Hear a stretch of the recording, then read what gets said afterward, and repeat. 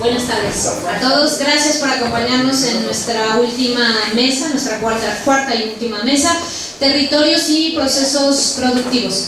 En primer lugar, va a presentar el doctor José Hernández, viene del CIESAS, pero ahora me parece que tiene licencia en el COMEX, ¿verdad? Trabaja sobre terrazas y dominación de origen, ¿puede ser? Denominación. Su ponencia se llama Territorio, Medio Ambiente y Procesos Socioeconómicos. Le vamos a dar la palabra al doctor José. Muchas gracias por la invitación a Elsa, a Dora y a los demás integrantes del cuerpo académico. Yo les quiero contar tres fenómenos en los que me he visto involucrado, sea haciendo trabajo de campo o como lector o dictaminador en los últimos años, y que tiene que ver con las áreas naturales protegidas. Entonces, los tres casos que voy a presentar hay que pensarlos para áreas naturales, reservas de la biosfera, inclusive para los centros históricos, ahora bajo la categoría de pueblos mágicos. Y los tres fenómenos son el de la verdificación, el segundo, que tiene que ver con la ralentización, más adelante lo voy a explicar, y el tercero, que tiene que ver con la modificación de prácticas y simbolizaciones del territorio. Estas categorías o conceptualizaciones que yo propongo, diría Clifford Geertz, que son basadas en conceptos proximales, es decir, en lo que la misma gente con la que uno entra en contacto está diciendo a propósito de lo que sucede. Por lo tanto, no están basadas en teóricos, sin embargo, no están tampoco lejanas de lo que algunos teóricos proponen. Por verdificación, me voy a referir a la construcción de escenarios naturales con valor paisajista y ambiental, pero en las ciudades. Es un fenómeno que considero urbano, que está sucediendo lo mismo en Guadalajara, que será donde me enfocaré, como en otras ciudades, en México y en muchos otros lugares del mundo. El segundo, que tiene que ver con la configuración de nuevos territorios, lo mismo áreas naturales o pueblos mágicos, tiene que ver con que, no sé si ustedes se han fijado, pero no todos los espacios se mueven al mismo tiempo, ni lugares que visitamos al mismo tiempo encontramos que tienen la misma lógica espacial. A eso es a lo que me voy a referir con ralentización. Y el tercero tiene que ver con lo que sucede con las poblaciones que están en la zona de amortiguamiento o en áreas cercanas a las que han sido denominadas como protegidas por la comunidad, por el Estado, por alguna instancia internacional, ¿sí?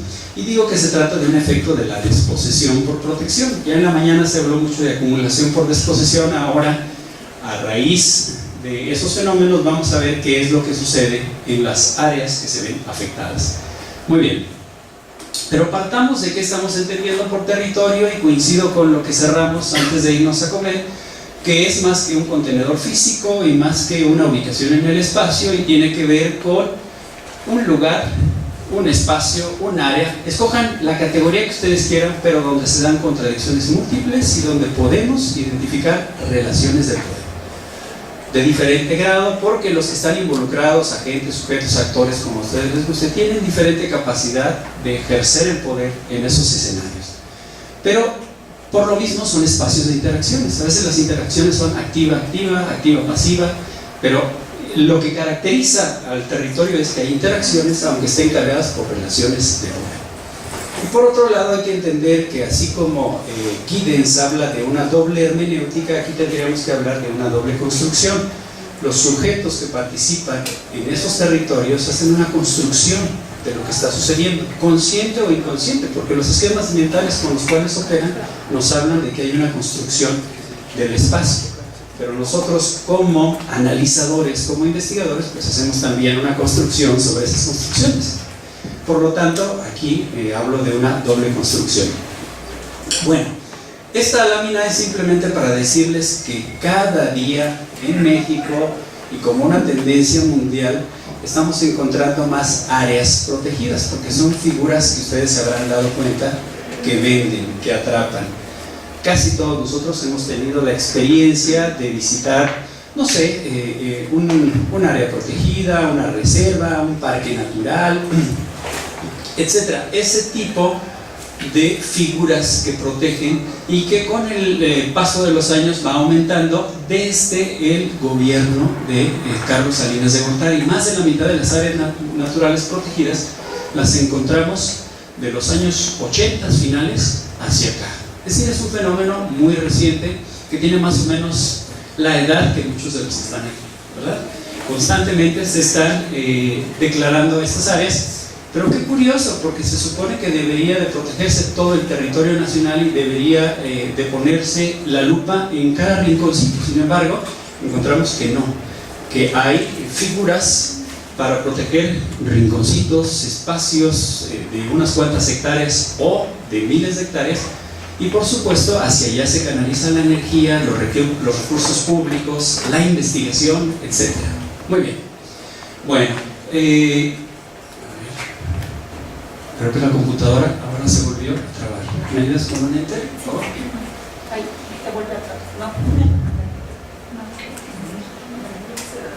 Bueno, me dio tiempo de respirar.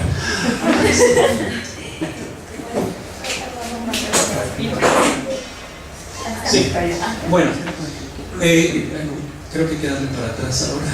Sí, ahí. Como les decía, la vertificación es un fenómeno urbano que se presenta en estos contextos donde vemos que las ciudades se están extendiendo. Hace un rato hablaban de la mancha urbana, que se puede ver hacia dónde se expande la mancha. Pues hay una preocupación por densificarlas y por compactarlas, lo que se traduce generalmente en verticalizar las ciudades. Y por compacto vamos a entender que la gente no necesita el automóvil, sino que cerca tenga todos los servicios que necesita, de tal forma que se pueda mover en bicicleta o a pie. Y por lo tanto, la vida ya no se dé como sucede en Ciudad de México, en Guadalajara, que viven en el norte y tienen que desplazarse 2 horas hasta el sur, etcétera, y todo eso que se pierde en el transporte merma la calidad de vida, además de que aumenta la contaminación, los costos de vida en la ciudad y demás.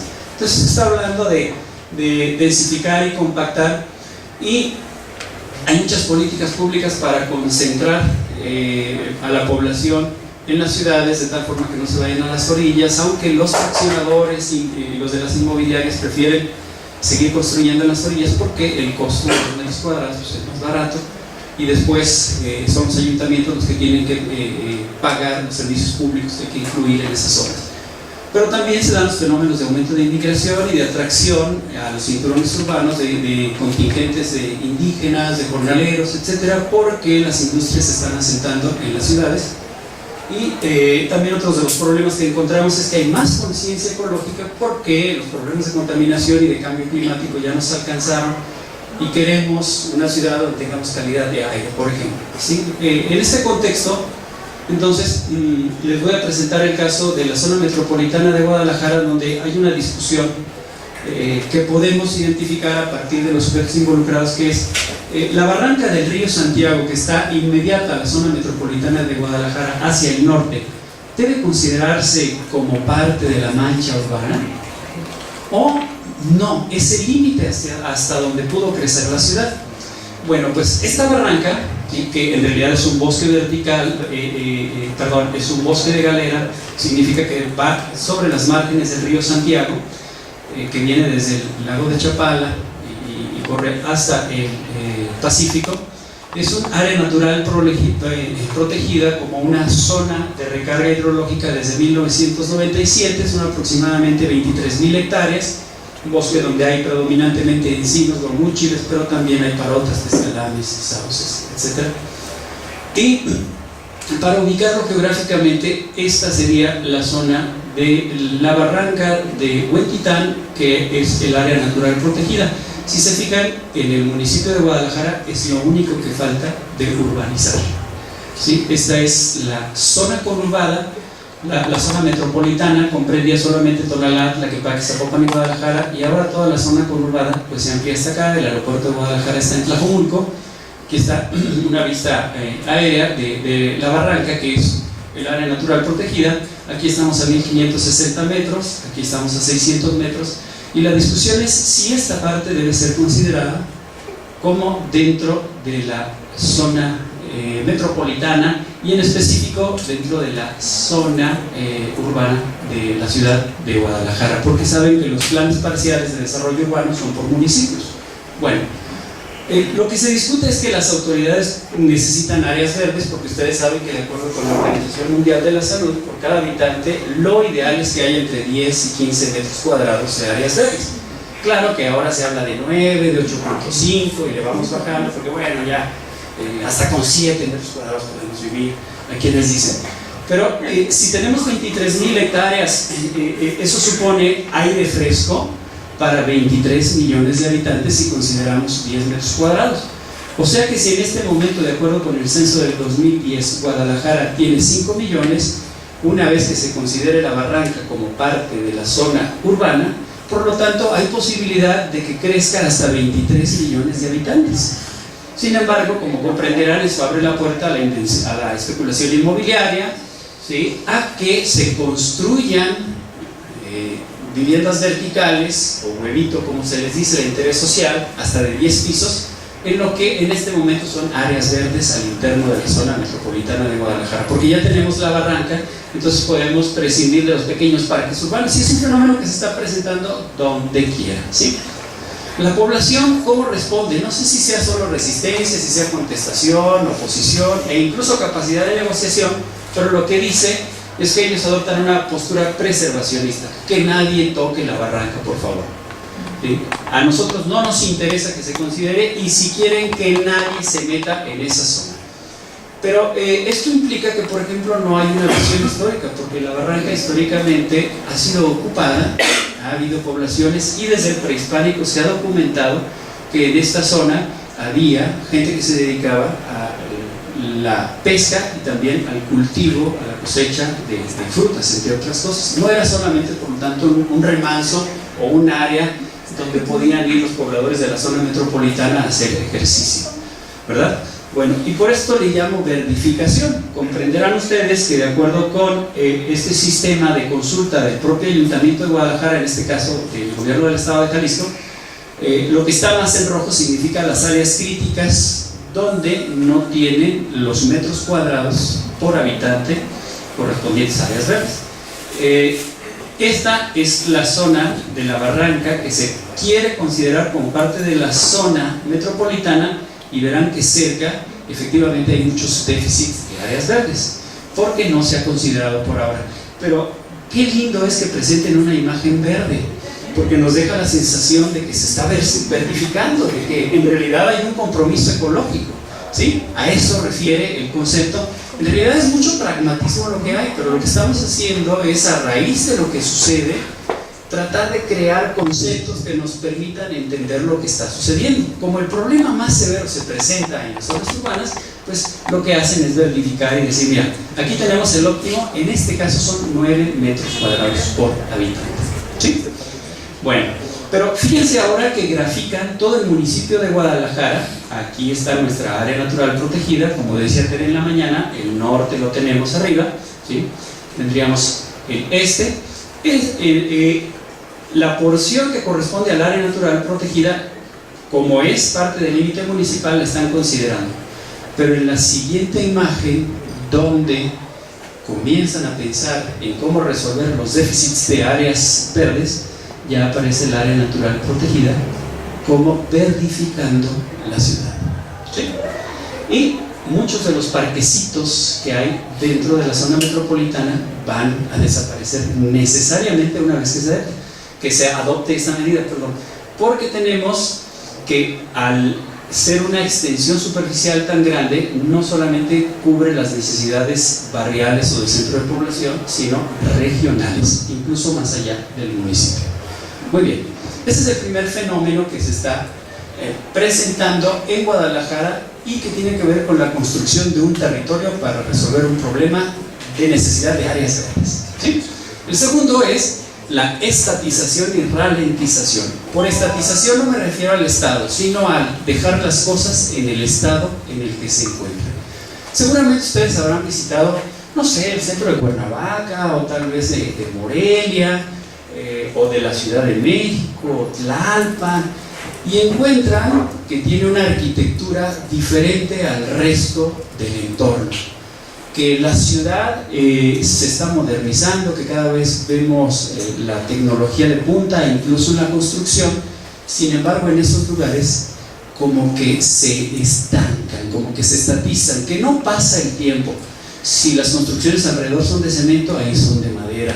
Si vemos, no sé, la iluminación, el alumbrado público con lámparas, ahí vemos que el cableado es subterráneo. Si los letreros donde quiera son así chillantes como los de Electra, ahí tienen un color diferente, ¿verdad?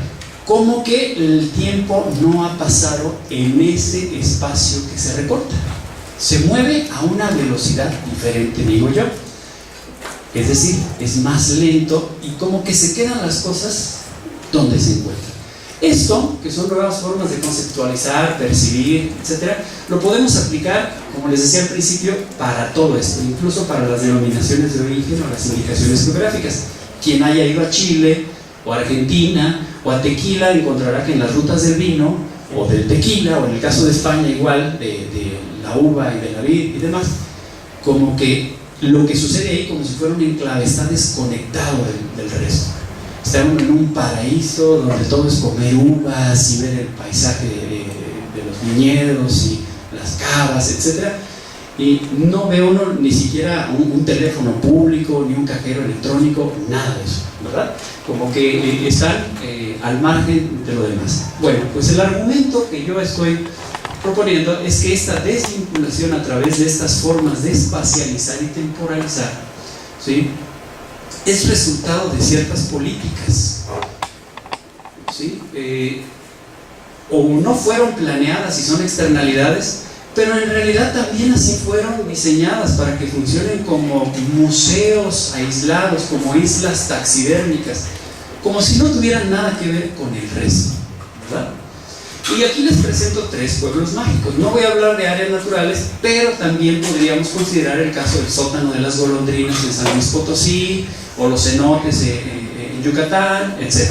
Fíjense ustedes, ay caray, bueno, en el caso de Álamos, este es un pueblito que fue minero en aquellos tiempos. Ahora llegaron los gringos y dicen, no, este es realmente el estilo de vida mexicano, es lo auténtico, no queremos que haya cemento, Walmart, nada que se parezca a nuestra vida en Estados Unidos. Y entonces reproducen, según ellos, el estilo mexicano auténtico, pero llevan el pueblo a una arquitectura y a un momento histórico específico. Si no es el colonial, es a la época victoriana, porfiriana, en lapsos. Fíjense ustedes el recorte espacial, ¿verdad? Esa es una fotografía reciente, claro, tomado con Photoshop o técnicas para que se vean antiguas, y ponen, no sé, palmas, palmeras, para que se vean como si el tiempo no hubiera transcurrido en ese lugar. Pero cuando vamos a ver lo que sucede en calles aledañas, pues encontramos que son como cualquier otra zona, ¿verdad? Como que ahí la magia no llegó, como que se concretó la magia de los pueblos mágicos nada más a unos cuantos territorios, a unos pequeños espacios. O está Bacalar, ¿no? Un punto que fue en diferentes momentos atracado por piratas, una zona de navegantes y mercaderes, pues ahora con una arquitectura colonial supuestamente mexicana, pero es un híbrido entre española, británica y canadiense, sobre todo estos 2 últimos que son los que lo habitan en la actualidad.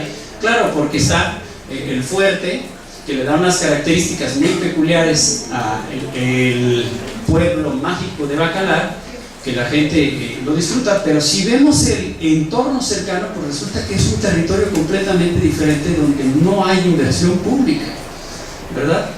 Entiendo cuando Lourdes en la mañana nos decía, detrás de estas ideas de gobernanza y de que todo va a transcurrir con una calidad y un entendimiento que antes no vimos, que en realidad es una falacia, ¿verdad? Porque se canalizan los recursos en cierta dirección. ¿Quién no quisiera vivir en Bacalar? Miren nada más ustedes qué maravilla despertarse y salir ahí a una laguna o al mar. Y el último caso, me voy muy rápido, pues es el de Tequila, que es un pueblo como cualquier otro, pero si ustedes llegan a Tequila por la carretera, resulta que la magia se concreta en esta dirección, porque ustedes van a entrar por esta calle y al llegar aquí, al final, van a encontrar las fábricas de tequila, pues ya van a querer conocer el resto del pueblo, ¿no? Ya la fiesta está aquí. Pero fíjense cómo se recortan territorios, cómo se recortan espacios y el tiempo se mueve en otra dirección. Porque aquí, por ejemplo, en esta zona o en esta de acá, tal vez haya tandeos de agua, pero seguro que aquí ustedes no van a tener problemas de agua potable, ¿verdad? Sí, fíjense, un pueblo como cualquier otro. Sin embargo, pues como es un pueblo mágico, vean ustedes los colores, así que remite como a una época colonial o porfiriana, etc. Los hace sentir una atmósfera diferente. Bueno, se trata de construcciones pragmáticas de tiempo y espacio, donde sobre todo los geógrafos que diseñaron esto, que participaron en el proyecto, solo vieron puntos, líneas, polígonos, manchas, como dicen ahora los técnicos en los sistemas de información. Pero fíjense, no solo en la práctica, sino también se diseñaron para dejar las cosas en un estado. Pero si todo es cambio en esta vida, ¿por qué hay cosas que no cambian, que no marchan al mismo ritmo? ¿Por qué van a un ritmo diferenciado? ¿Quién decide eso? Eso es lo que a mí me interesa, ¿verdad? El uso de las cosas es dinámico, sin embargo, esta forma de conservar esos lugares, pues resulta que los preserva, los congela, los aísla con intereses específicos. Y bueno, aquí les pongo el sótano de las golondrinas en San Luis, ya no alcanzo a explicarlo, ¿sí? Pero no solo es un problema de tiempo, es un problema también espacial. ¿Y de dónde saco la idea de ralentización? Ustedes habrán leído a David Harvey, que habla de la acumulación por desposesión vía la aceleración. Cada vez las cosas son más rápidas, más veloces, etc. Pues resulta de que en este caso, perdón, la fragmentación y la acumulación de capital yo no la veo en la velocidad, sino en el ralentizamiento, en hacer las cosas más pausadas. Ustedes están tranquilos ahí en el centro tomándose un café, una cervecita, el tiempo va más relajado, ¿sí? Bien, bueno, ahora voy al último caso, que es un reduccionismo o una desposesión por protección, y aquí no son datos míos de campo ni estudios, sino dictámenes que he hecho, particularmente de una tesis que se acaba de presentar hace una semana en Ciesas, pero que vengo acompañando desde hace 2 años, y tiene que ver con el Parque Nacional Lagunas de Montebello, Chiapas, ya en los límites con Guatemala, donde se expulsan los pobladores porque deben protegerse estas maravillosas lagunas, ¿verdad?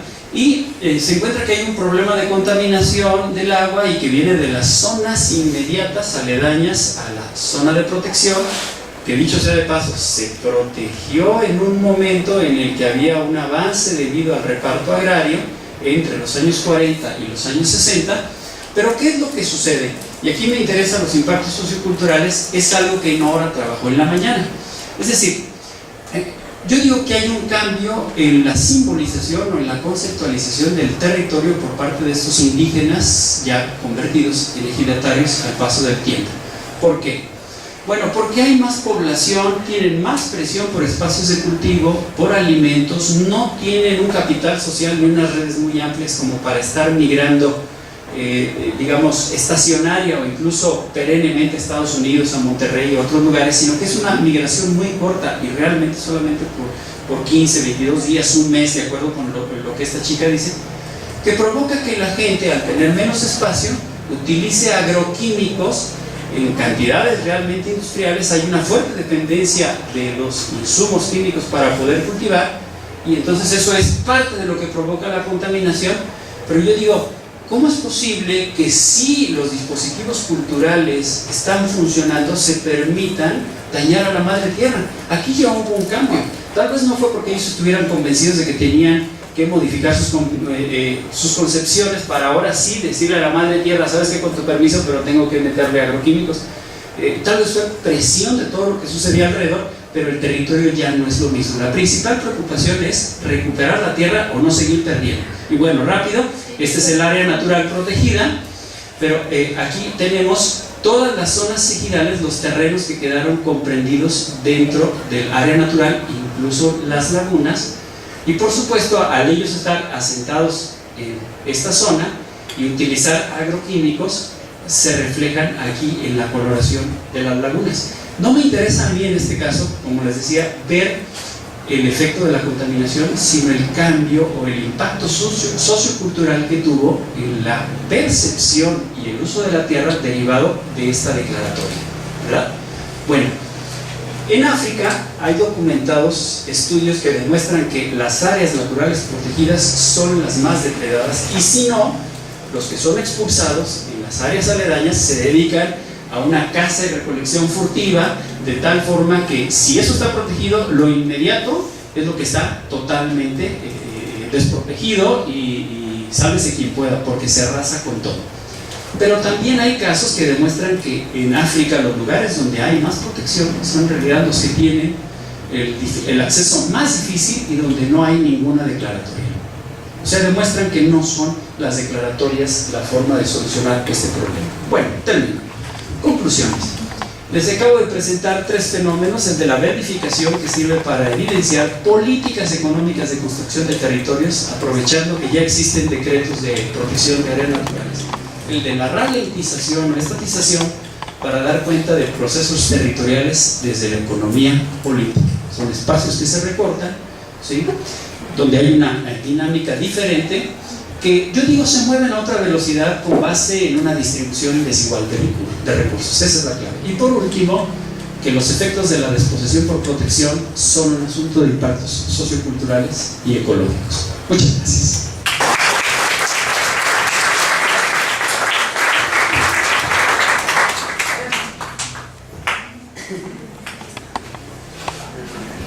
Muchas gracias por la ponencia. Sí, a continuación sigue la ponencia titulada Territorios y Cadenas Globales, por parte de la doctora Kim Sánchez Saldaña, que es investigadora de tiempo completo y da clases en antropología. Sus temas de investigación es migración y cadenas globales agroalimentarias. Y le damos la palabra a la doctora.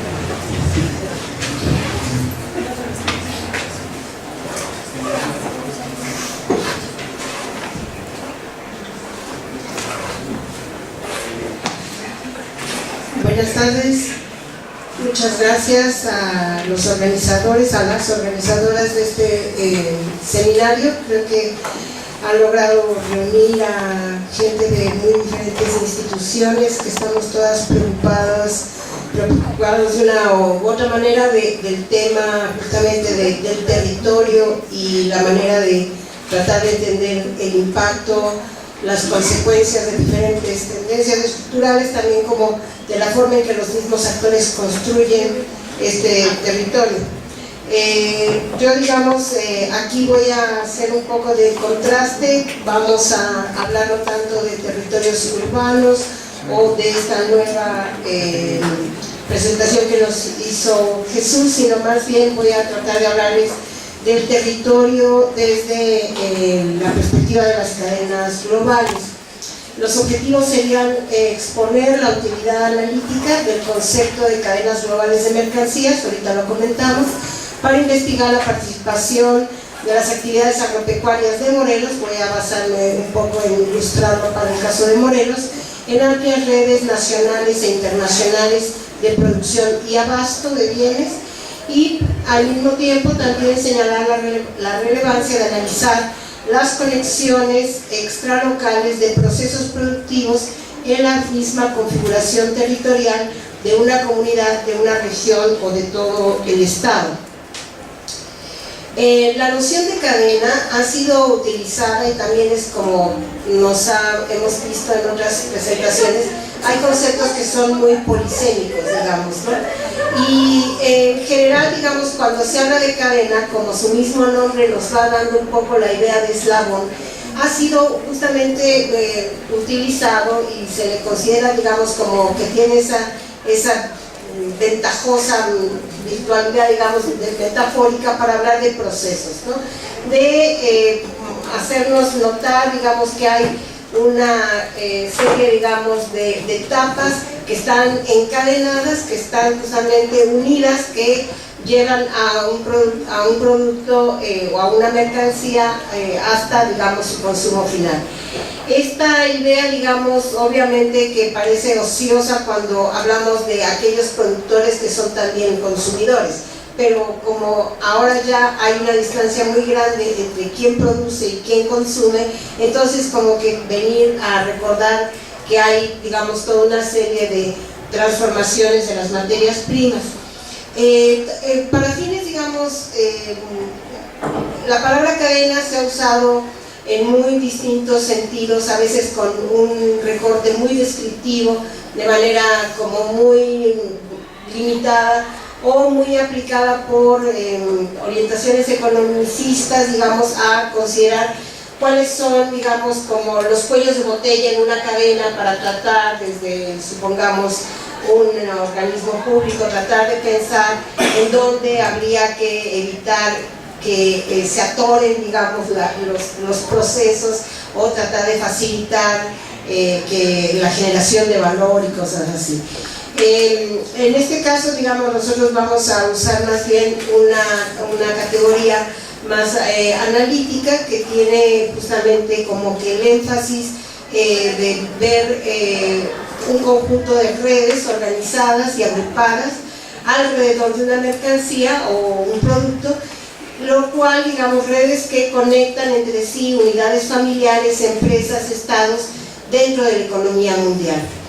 Estas redes integran, digamos, actividades tanto de producción, de comercio y de servicios que conducen al consumo final. No es, digamos, en sentido estricto una idea solamente que se queda en ver el sistema producto, sino más bien todo el tejido social y todo el tejido económico que está involucrado en el desarrollo de una mercancía. Es más un enfoque desde la economía política, digamos, y que tiene se adscribe un poco a la concepción del sistema mundo de Wallerstein, y que como tal el concepto fue desarrollado por Gueresi y otros autores. Se han analizado obviamente cadenas globales de mercancías desde muy distintos ámbitos urbanos y rurales. Yo aquí me voy a centrar más en el tema, digamos, justamente agropecuario, para también manifestar o para también subrayar que ha sido un enfoque que ha mostrado especialmente su utilidad para hablar de esta etapa, digamos, globalizada, en donde las relaciones productivas, de distribución, de comercialización trascienden fronteras, digamos, ¿no? Son redes transnacionales de abasto. No es que, digamos, sea un concepto exclusivo de esta etapa de desarrollo de la sociedad, sino que más bien es un momento especialmente útil para ilustrarnos un poco la potencialidad que tiene esta manera de ver sistémicamente la estructura de la producción, distribución, consumo, ver su geografía y ver también su gobernabilidad.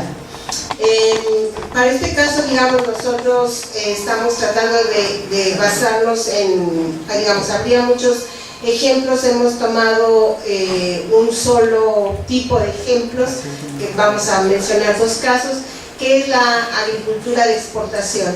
Normalmente cuando se habla de agricultura de exportación en México se está pensando en el noroeste, porque claro, ahí están los grandes enclaves agrícolas de Sinaloa, Baja California, Sonora, etc. Y Morelos se piensa que es un estado absolutamente dominado por la producción ejidal para el mercado interno.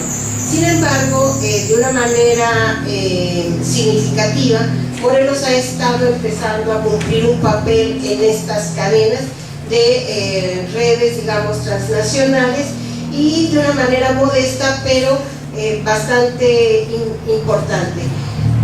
La exportación en general de frutas, hortalizas y flores es algo, digamos, que está bastante desarrollado en la literatura, pero como aquí hay mucha gente que seguramente no tiene mucha idea de este tema, les comento, digamos, que en México ha ido cumpliendo un papel, sobre todo en la producción y comercialización de exportación hacia Estados Unidos, pero de manera creciente hacia otros países.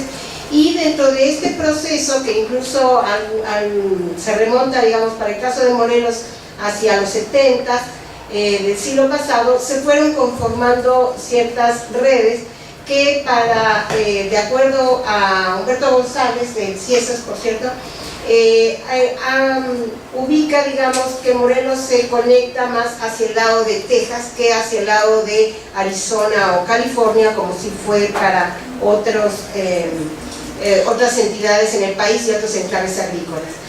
Y el crecimiento de esta producción está relacionado con el aumento del consumo masivo en países desarrollados o en grandes ciudades, así como no solamente el consumo masivo, sino esto que se llama la exportación no tradicional, que es de especialidades, que son productos orgánicos, productos que se consideran exóticos y cosas como el kiwi y esas cosas. El primer ejemplo que queremos mencionar aquí es la ocra. Algunos ya conocen un poco, hemos hablado antes de esta experiencia, digamos. Para quienes no la conocen, esa es una hortaliza de origen africano, se le considera exótica, un producto no tradicional de exportación, que se cultiva en Morelos, en la zona sur del estado, en una pequeña extensión de cientos de hectáreas, y que desde principios de los 80s, digamos, ha ido cambiando y ha ido transformándose vertiginosamente la forma en que se trabaja. Primero agricultura por contrato, actualmente ya es la renta directa a cargo de una gran empresa que es la que hegemoniza, digamos, todo este eslabón, digamos, de la producción de ocra. Es una hortaliza que quizás muchos de ustedes no la conocen, porque simplemente en México no se consume. Entonces está por ahí a veces en el Walmart porque les sabe sobrar un poco y lo llevan para ahí, pero ahí se marchita porque nadie lo compra. Entonces, y bueno, aquí nosotros en el caso de la ocra encontramos, digamos, claramente que se da, digamos, toda una, digamos, toda una red, ¿verdad? Toda esta cadena, o sea, toda esta cadena global de mercancías comienza aquí, digamos, ¿no? Que justamente involucra campesinos, trabajadores locales, jornaleros agrícolas migrantes, porque vienen a cosecharlo jornaleros de Guerrero, ¿verdad? Y obviamente está involucrando tierra, agua, ¿no? Y servicios de origen tanto local como regional, como extrarregional, y cuyos consumidores últimos se encuentran en Estados Unidos o Canadá, ¿no? Es, digamos, las cuotas de producción, el monto de embarques, el momento en que van a pasar y cómo van a pasar por la frontera, porque no es por avión, sino por trailers, ¿no? Y todos los mecanismos de distribución, todo eso está planificado desde Estados Unidos, ¿no? Porque aquí se produce, pero todo se planifica desde Estados Unidos. Y aquí, digamos, y esto se debe a que la empresa más importante aquí a nivel local es una empresa que forma parte de una red de empresas que tiene su centro de operaciones en Tennessee y producen para el territorio norteamericano con bodegas en Texas, etcétera. Y esto hace que entonces el Novo Morelos tenga un papel como subordinado a toda esta lógica de funcionamiento, ¿no? Por otro lado, digamos, tenemos también obviamente muchas formas en que podríamos graficar la cadena, digamos, como esta es una manera muy esquemática, porque pues todo se mueve. Obviamente que desde Estados Unidos también hay insumos, semillas, para empezar, agroquímicos, maquinaria, tecnología, y desde Morelos tenemos tanto trabajo, agua, tierra, insumos locales, productores, empacadores, y después va para cruzar nuevamente la frontera. Aquí, digamos, un poco de manera muy esquemática también cuáles son los lugares, digamos, de producción de ocra o angú, como se le conoce también, tanto en México como en Estados Unidos. Y a esto me permite marcar algo. En Estados Unidos se produce y hay una extensión muy importante.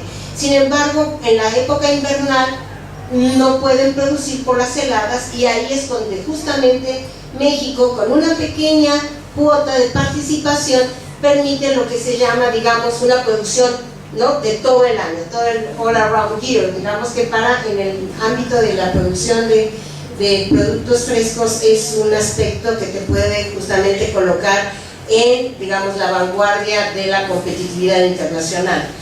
Y a su vez, bueno, podríamos decir, yéndonos más atrás en la cadena, esto comienza con los trabajadores de la montaña de Guerrero, del Alto Balsas, de la zona, digamos, del municipio de Mártir de Cuilapan, que vienen a justamente cosechar esta hortaliza. Entonces las cadenas uno puede ir eslabones hacia abajo o eslabones hacia arriba y puede ir, digamos, justamente como analizando y considerando todos los impactos, en donde cada eslabón obviamente que no es un compartimiento estanco, sino que está inmediatamente vinculado y se relaciona con los siguientes. Bueno, aquí tenemos por ahí algunas imágenes del campamento agrícola. Estos son justamente de los jornaleros migrantes, los espacios de trabajo. Tienen, por supuesto, también son espacios vividos, como se decía en la mañana. Ahí tienen también, ya construyeron su nicho, y esas son parte de las galeras. Y también tenemos aquí aspectos de la empacadora, que está en Puente Vistla. Aquí estoy en estas líneas citando la tesis de la compañera que hizo justamente su investigación para la licenciatura, centrándose en el problema de la feminización laboral en la empacadora de Angú, ¿verdad? Que es, digamos, como el típico caso de empacadoras, como puede haber también ahora muchas en Cuautla y otras partes en Morelos, porque el caso de la OCRA es un caso como muy paradigmático, pero también ejemplificador de lo que está ocurriendo en otras partes del territorio. El segundo caso que quiero mencionar es el caso del vivero internacional, que está en Yautepec. También digamos, comento los hallazgos de la compañera Carolina Corral, que hizo su tesis sobre justamente el papel del trabajo femenino en este vivero. El vivero internacional, bueno, aquí se ve, digamos, es un vivero que contrata principalmente mujeres, alrededor de 80% de 700 trabajadores, ¿verdad? Y por otro lado, aquí, digamos, es interesante porque mencionar que el vivero en realidad no vende flores, aunque se pongan las imágenes muy bonitas, sino lo que exporta, mejor dicho, lo que exporta sí vende flores, pero lo que exporta el vivero internacional y donde está su gran ingreso es en la venta de lo que se llama material vegetativo, o sea, esquejes, o sea, coditos de planta, ¿no? Ahora, después, sobre todo de la ley antiterrorista, no sé qué, norteamericana, ¿verdad? Entonces ahora incluso hay un problema para todas las frutas, hortalizas, etcétera, etcétera, porque no se pueden violar en ciertas redes del bioterrorismo. Entonces no se puede pasar tierra, entonces hay que pasar cosas que no tengan sustratos o que no tengan tierra. Entonces, por tanto, los coditos tienen la virtud justamente de que los pasan como coditos y llegan allá, los ponen en una macetita y entonces florecen. Entonces, el caso de que en geranio, por ejemplo, nosotros en Morelos, bueno, nosotros, como si yo lo hiciera, Morelos, digamos, aporta este material vegetativo sobre todo en Nochebuena, geranio y Belén. Y como verán, las cifras son bastante impresionantes. Entonces, a lo que se dedican es a producir esquejes, digamos, ¿no? Y uno de los grandes, digamos, lugares en donde esta red se construye es hacia California, hacia el rancho Eque, ¿no? Que, digamos, además tiene ahí en esta representación simbólica del paisaje, aparecen como los grandes productores de Nochebuena en Estados Unidos, y en realidad lo que hacen es, como dicen las viveristas mexicanos, nada más engordan la planta porque ellos no la siembran, ¿no? Viene de acá el esquema. Y a propósito un poco de reflexionar sobre todas las implicaciones que pueden tener estas cadenas transnacionales, aquí justo ayer yo estaba armando este PowerPoint y encontré en la red esta noticia que quizás no se alcanza a ver, pero una florería de Port Jeque en Guatemala dice, cierra sus puertas y se va a El Salvador, dejando a 700 personas sin trabajo tras varios años de operación, ¿no? Entonces, estas cadenas, una de sus características es que justamente se pueden desplazar porque no tienen realmente un arraigo territorial, ¿no? O sea, pueden moverse en la medida en que justamente les puede convenir por razones, digamos, ¿no?, laborales o por materia prima, por insumos. En fin, nosotros pensamos que no se queden con la idea, digamos, de que las cadenas globales de mercancías solamente son para analizar cuando un bien se trata de exportación o no, pero digamos son como el caso que ilustra más claramente toda la implicación y los cambios que puede tener, digamos, en un producto agroalimentario, ¿no?, en esta etapa globalizada, que impactan directamente en el territorio y a la vez lo configuran. Y estas son, digamos, solamente algunas de las posibles líneas que creo que sería interesante que se hicieran investigaciones en el futuro. Muchas gracias.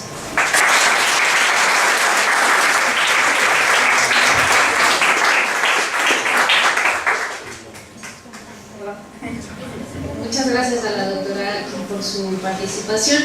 La siguiente ponencia se titula Territorio y Procesos Campesinos. Está a cargo de la doctora Elsa Guzmán Gómez. Ella es doctora por la UNAM, es maestra de desarrollo rural y su especialidad tiene que ver con los procesos campesinos, sobre todo en el cultivo de maíz y de algunos procesos de los materos, ¿no? También está a cargo de Erandi Toledo, que es doctorante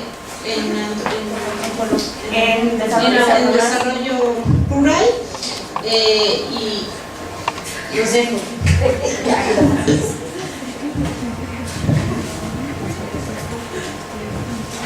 Bueno, el trabajo que nosotros estamos presentando el día de hoy, que estamos presentando junto con Elsa Guzmán, lo nombramos Territorio y Procesos Campesinos. Este trabajo está partiendo de la idea de que a partir de las transformaciones ocurridas por la consolidación del modelo capitalista, se sucedieron una serie de transformaciones que obligaron a las ciencias sociales también a transformar y a replantearse las categorías con las cuales se estaba estudiando y analizando las problemáticas sociales. En este caso, frente a estas transformaciones, se habló en algún momento de procesos de desterritorialización y también procesos de desaparición de los territorios. También se habló en algún momento de la pérdida de la identidad campesina. Sin embargo, nosotros ante esto estamos tratando el territorio desde un punto de vista distinto. Nosotros estamos entendiendo el territorio como una construcción social.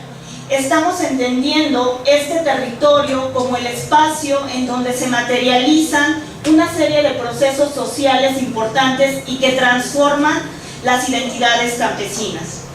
Para nosotros el espacio, si bien es cierto que está dividido por fronteras naturales y físicas, como ya lo dijo en algún momento la geografía, también estamos entendiendo que el territorio, está marcado y delimitado también por condiciones históricas, culturales, económicas y sociales. El territorio, bien dicho, es este lugar materializado, heterogéneo, no es un lugar homogéneo como también en algún momento se trató de ver. Nosotros estamos entendiendo el estado de Morelos como un territorio donde se dan procesos diferenciados. Vamos a hablar de dos casos me refiero, porque estamos analizando dos regiones distintas en donde los procesos también son distintos dentro del estado de Morelos. En el caso que ha trabajado Elsa en Los Altos, y que va a ser la parte que va a exponer ella, y yo un poco la parte de lo que está sucediendo en el poniente con otro proceso bastante distinto a lo que se está dando en la parte de Los Altos del estado de Morelos. Esto se debe a condiciones históricas y agentes que se encuentran, o canales de comercialización que se encuentran dentro de este territorio. Ante estos cambios, nosotros entendemos que los agentes que habitan o las personas que habitan en estos territorios no son agentes pasivos, más bien son personas que trabajan activamente para la construcción de estos territorios. Son agentes activos ante cambios y transformaciones que se dan desde el punto de vista regional, nacional hasta internacional. Los habitantes de estos territorios luchan todos los días para mantener su territorio y sobrevivir en este territorio. ¿Cómo es que estas personas sobreviven en estos territorios o cómo van sobrellevando las transformaciones ocurridas en estos territorios? Bueno, la presentación, como verán, va a ser a larga, ¿no? Así que nos va saliendo. Pero bueno, entonces después de esta introducción que dio, bueno, este planteamiento sobre la postura que mantenemos sobre el territorio, entonces la idea es analizar esos procesos, ¿no? Esa construcción de procesos desde las estrategias campesinas, ¿no? Ya que entendemos que las estrategias campesinas son arreglos culturales que desde las unidades familiares se van haciendo de los objetivos, del conjunto de objetivos, diferentes actividades productivas que van a dar como resultado la reproducción social de los grupos sociales. Y entonces en estas actividades diarias, en este trabajo, se va configurando el territorio, o sea, es decir, el territorio se configura a partir de los procesos productivos y todos los elementos que están relacionados y vinculados a esos procesos productivos, ¿no? O sea, no solo es el trabajo en la parcela, digamos, sino también las relaciones que están atrás o antes del trabajo en la parcela y la comercialización y así como los productos y los resultados que se generan a partir de estos, viéndolo como dentro de procesos sociales, ¿no? Entonces, a través de estos procesos también se va, como decíamos, se configuran identidades. En este caso, lo que se va construyendo es precisamente el modo de vida campesino, ¿no? Para retomar un poco los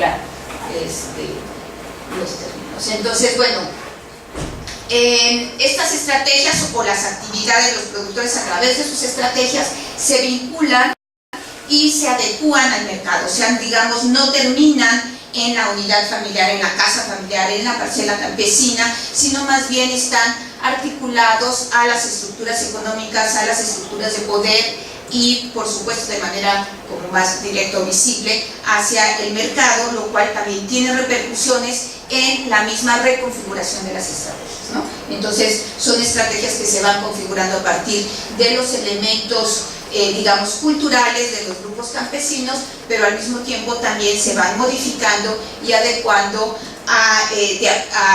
conforme a las influencias y relaciones con el mercado.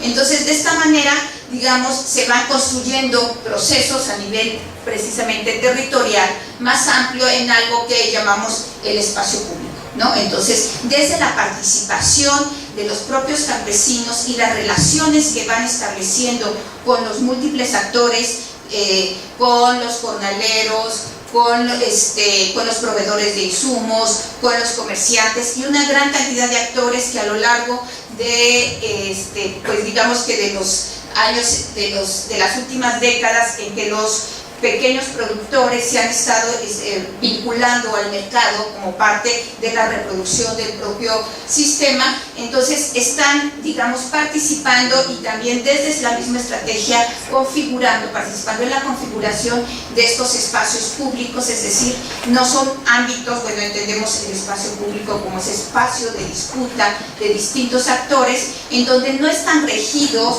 ni delimitados, ni legalizados, ni demás por actores gubernamentales, ni tampoco exclusivamente por actores privados, sino más bien es una confluencia de distintos actores que se van construyendo escenarios de relaciones diversos, ¿no? Y que están, por supuesto, en permanente cambio, desde las estrategias hasta este mismo espacio territorial, ¿no? Bueno, vamos a pasar a los casos, digamos. Bueno, el caso que voy a presentar en este momento, bueno, en realidad están interconectados junto con lo otro que voy a presentar. Pero esto yo lo vi a partir de lo que es una región, ¿no? La región poniente en el estado de Morelos, y yo nombré este apartado como la estabilidad de la producción cañera. ¿Por qué le llamo así? Bueno, yo voy a trabajar a partir de dos productos importantes, que es el arroz y la caña de azúcar, entendiendo la producción tanto de arroz como la producción de caña de azúcar con un arraigo histórico dentro de esa región. Y además de todo, ¿cuáles son la estabilidad que todavía estos productores mantienen con estos productos? ¿Por qué siguen sembrando estos productos, no? Bueno, en el caso de la caña de azúcar yo lo planteo como para ellos una estabilidad. ¿Por qué lo planteo desde este punto de vista? Para mí la estabilidad y que se mantenga la producción cañera se debe a lo siguiente. Para mí, el canal que ofrece la producción de caña de azúcar, sembrar caña de azúcar, es y significa un canal estable. Un canal estable en los beneficios que éste le otorga. ¿Cuáles son los beneficios que éste le otorga? Bueno, que es el ingenio, la cooperativa y los productores. Esta relación en cadena le da estabilidad al productor. El productor sigue sembrando caña de azúcar porque a través de la cooperativa obtiene ciertos beneficios que actualmente sembrar otro producto no le ofrece. ¿Cuáles son estos beneficios? Bueno, en primer lugar, seguridad social. Los productores que siembran caña de azúcar tienen la seguridad de que cuando ellos decidan retirarse, ellos van a tener una pensión. Si fallecen, ellos van a poder tener gastos funerarios, tienen seguridad, tienen servicio médico, ¿no? El seguro social, y esto los mantiene unidos también a este canal. Además de todo, este canal lo que les ofrece pues es que ellos no tienen que buscar quien les compre su producto, ellos ya tienen un canal seguro que les va a comprar su producto al terminar la producción, ¿no? Tienen mano de obra durante el corte, después de que a la hora de la zafra pues llega el ingenio y él se encarga de todo. Además de todo, son financiados con ciertos insumos, por ejemplo, antes de iniciar la producción, insumos como a lo mejor agroquímicos, les financian ciertos insumos, ¿no? Además, no solamente pues, los productores obtienen beneficios, también el canal obtiene un beneficio. ¿Cuáles son estos beneficios? Pues precisamente que siempre van a tener abasto de caña de azúcar, ¿no? Hay una serie de beneficios de unos con otros, por lo que los productores de caña, los productores que en este caso la mayoría son ejidatarios ya de edad avanzada, más allá de unos 40, los ejidatarios más jóvenes son de 45 años, no hay más jóvenes, y ellos son los que se dedican a la producción cañera. Sin embargo, bueno, estos son algunos campos, ahí es cuando se está preparando la tierra para la producción de caña, y ahí son unos meses después de haberse sembrado la caña. Y bueno, los primeros meses de cuidado de la planta corren a cargo del ejidatario, pero a esto pues el ejidatario puede recibir ayuda o apoyo del ingenio y después cuando llega el pago se le descuenta, ¿no? Otro canal muy importante y que para los ejidatarios de esta zona es la producción de arroz. La producción de arroz se ha acoplado perfectamente a la producción cañera. La relación que existe entre la producción de arroz y la producción de caña de azúcar en esta zona, sobre todo porque se tiene abasto tanto de mano de obra como de tierras de cultivo y agua, esto ha hecho que precisamente se complemente a la perfección con la producción cañera. Sobre todo porque en las temporadas de descanso de la tierra para la producción cañera se puede sembrar arroz. Y los ejidatarios han visto la siembra del arroz como una estrategia que, si bien no es o no les da la misma estabilidad que tiene la caña de azúcar, para ellos significa un arraigo histórico muy fuerte. Un arraigo histórico que viene desde 1836, cuando se inaugura en Morelos el primer molino de arroz en el municipio de Jojutla, Y esto pues se acopla perfectamente a los recursos que ya la caña de azúcar tenía. El ciclo caña-arroz se inaugura desde el siglo XIX y ya cuando llega la revolución se rompe un poco, pero posterior a la revolución se retoma de nuevo el ciclo caña y arroz, y es algo con lo que los productores cañeros conviven. Actualmente el arroz en el estado de Morelos se siembra en 4 de las 5 regiones, en la región sur, en la región poniente, centro y en oriente, un total de 22 municipios en el estado de Morelos. Son 4 sus canales de comercialización, son 4 arroceras o molinos de arroz que se ubican en distintas partes del estado de Morelos y que bueno, ellos ya tienen, es un canal de comercialización también seguro para los productores arroceros, ¿no? Ellos ya tienen una relación establecida con estas arroceras donde ya tienen comprometida su producción, ¿no? También estos canales de comercialización, además de darle seguridad pues para la venta de sus productos, también hacen o fomentan la reproducción de sus saberes y su identidad. Seguir sembrando arroz para ellos es parte de su identidad y parte de su arraigo histórico con el territorio. Bueno, en la región donde no se siembra arroz y caña es el norte de Morelos. Es una zona, bueno, pues digamos de montaña, bueno, no alta montaña, pero bueno, son los altos de Morelos, ¿no? En esta región se llevó desde hace varias décadas, se estableció el cultivo de jitomate, ¿no? Es una zona de temporal, entonces de manera así como extraordinaria, ¿no? El jitomate normalmente es un cultivo de riego, pero en esta zona que tiene un buen temporal o un temporal suficiente para sostener un cultivo agrícola, hortícola, se estableció el jitomate.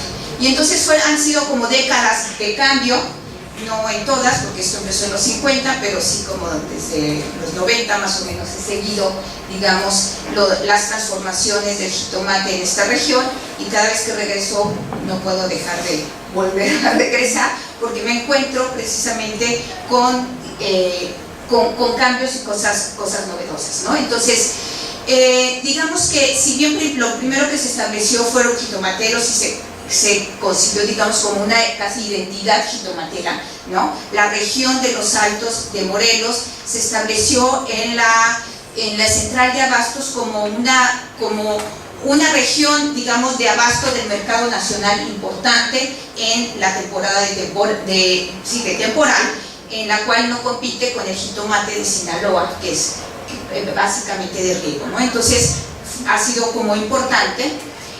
Sin embargo, bueno, entonces esta digamos especialización jitomatera pues fue una especialización, digamos, a la campesina, ¿no? Entonces no pudieron, si bien primero lo intentaron, pues después tuvieron que recurrir al cultivo histórico, al cultivo cultural, que es el maíz, ¿no?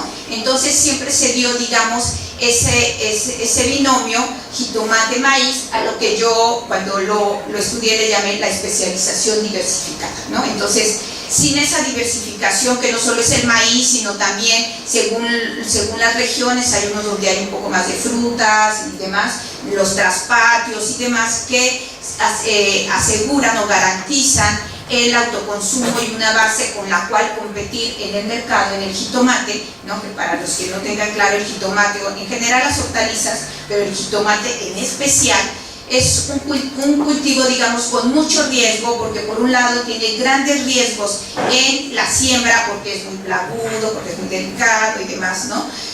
Sobre todo en el mercado, ¿no? O sea, todos los productos perecederos son sumamente volátiles, o los precios son volátiles, porque depende del tiempo, digamos, del mercado, de cómo se saca el mercado a la venta, de la oferta en las distintas regiones y demás, porque aunque ahora hay una comercialización diversificada, sigue existiendo una centralidad en la central de abastos en donde se establecen los precios, ¿no? Entonces, de acuerdo a la oferta de producción nacional, se van estableciendo los precios en la central de abastos, y a su vez se van comprando en cada una de las regiones, y cada día cambia, un día sube y otro día baja, y un día ganan y al día siguiente perdieron, ¿no? Entonces, un pequeño productor sin mucha capacidad de inversión y todo, por la manera en que ellos aprendieron, digamos, a entrarle a este cultivo fue poniéndose las dos botas, ¿no? La de la comercialización, la del mercado,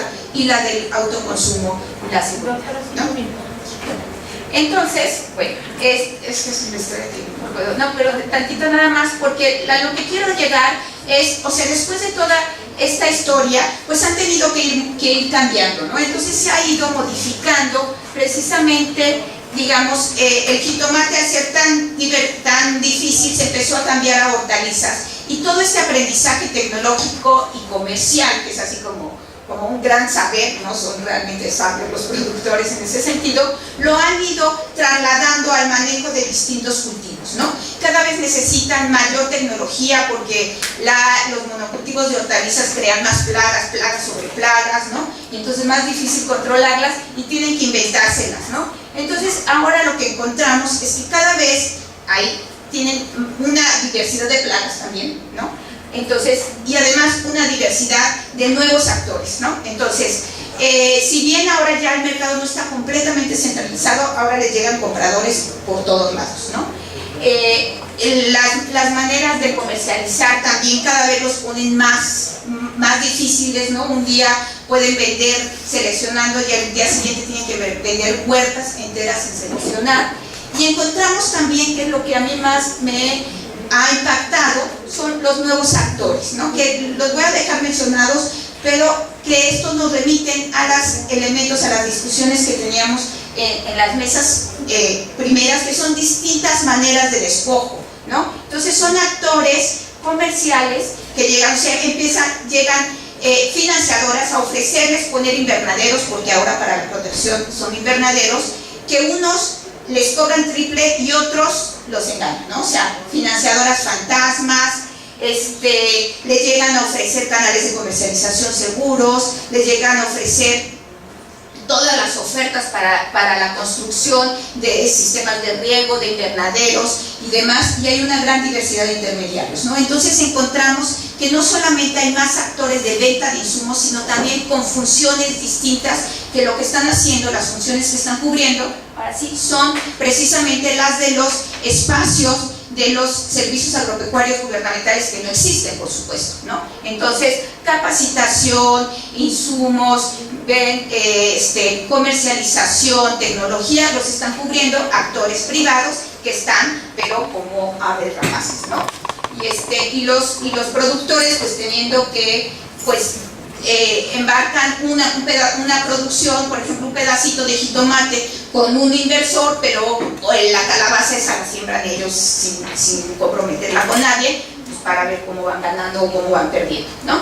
Entonces, bueno, en esta misma zona es una de las zonas de mayor producción de maíz, pero el maíz en Morelos se produce en todos los estados, en todos los municipios hay maíz criollo, pero en esta zona se produce también el maíz pozolero, ¿no? Es un maíz de las fotos, bueno, ahorita les pasamos las fotos, es un grano muy grande, no es el cacahuacintle, es uno que se da en una franja de temperatura un poco más baja, pero es muy apreciado y tiene muy buen precio. O sea, de los $2.50 por kilo o del 2.500 que venden la tonelada, el maíz pozolero lo pueden vender hasta 26 pesos, ¿no?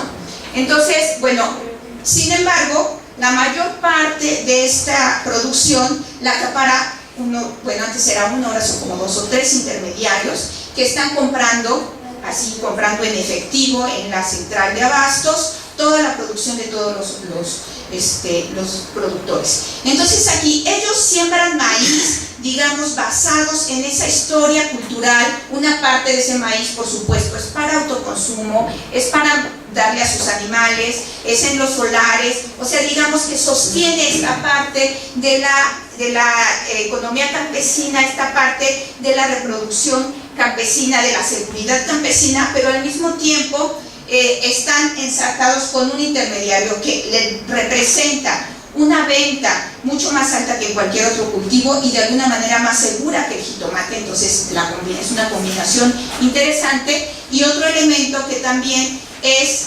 la venta de hoja, porque la hoja del maíz criollo y de estos que es un maíz criollo grande es muy interesante para los tamales, ¿no? Entonces venden también, por supuesto, llegan intermediarios que se los compran a 5 pesos, 10 pesos el manojo. Hay todo un rollo, digamos, de relaciones familiares, para el trabajo, para el manejo, la formación de estos manojos, pero es un trabajo que se llevan los intermediarios y que yo creo que una parte importante, bueno, no solo creo, una parte importante de este maíz pozolero y de estas hojas para tamal han sido reactivadas por el mercado hacia Estados Unidos, ¿no? El pozolero va a Guadalajara y de ahí a Estados Unidos, porque los migrantes mexicanos pues quieren comer pozolero y tamales, ¿no? Entonces, bueno, un poco nada más como para ir imaginando, o sea, todas estas rutas, digamos, de las cadenas, ¿no? Sí, exactamente, y de toda la complejización que se va dando en las mismas regiones, ¿no?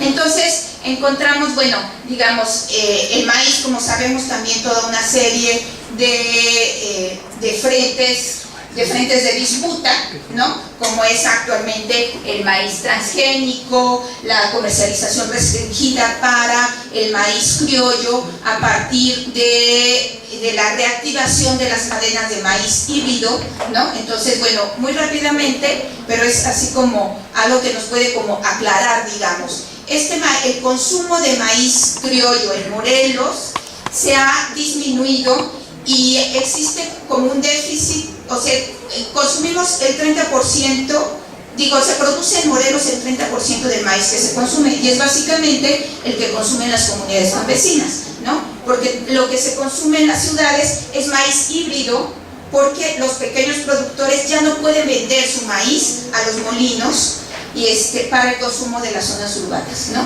¿Por qué prefieren el maíz híbrido? Porque todo el proceso de industrialización de la tortilla ha priorizado el maíz híbrido, que es más suave, que se ha seleccionado para el proceso de industrialización, ¿no? Y que además también hay un porcentaje importante del consumo en los molinos de la harina de maíz, hecha también con maíz híbrido sin externalizar, en manos del MIMSA, ¿no?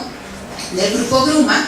Y entonces esto ha ido desplazando la posibilidad de que el maíz campesino circule de una manera más importante en los mercados más allá de los intercambios locales o de los mercados regionales, ¿no? Entonces son espacios completamente copados, ¿no? Y que van siendo acaparados por las vías de comercialización del maíz híbrido, ¿no? Entonces, conclusiones. Bueno, muy rápidamente, pero la idea es precisamente cómo, si bien estos espacios están siendo, partícipes los campesinos a través de sus estrategias y todo esto que mencionábamos actualmente, lo que vemos es que realmente son también espacios de contienda, ¿no? Son espacios de disputa en donde ellos siguen buscando alternativas para mantener sus formas de vida, para reproducir estas formas de vida campesina, sabiendo, ya teniendo una historia de participación y competencia en el mercado, de participación de construcción, que podemos decir como muy románticamente de construcción de estos espacios públicos, ¿no? Que los sostengo, pero estos espacios públicos realmente son espacios de disputas, de una competencia voraz y yo encuentro a lo largo de las décadas cada vez más fuerte entre actores, y no solo grandes empresas, sino pequeñas, medianas y demás, o sea, son actores privados que están buscando cómo entrar a esos espacios en donde los campesinos llevaban años, tratando de... Entonces, mientras más participan en el mercado, más aprenden, pero al mismo tiempo más se exponen, a esta competencia voraz. Las conclusiones dicen otras cosas, se las pongo para que las lean, pero bueno, la idea es precisamente estos espacios de complejización en los territorios campesinos.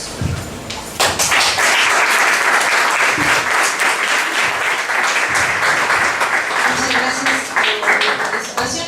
Vamos a empezar la ronda de preguntas. Ahora haremos 2 rondas. 3 preguntas y después 3 preguntas. ¿Quién inicia la ronda?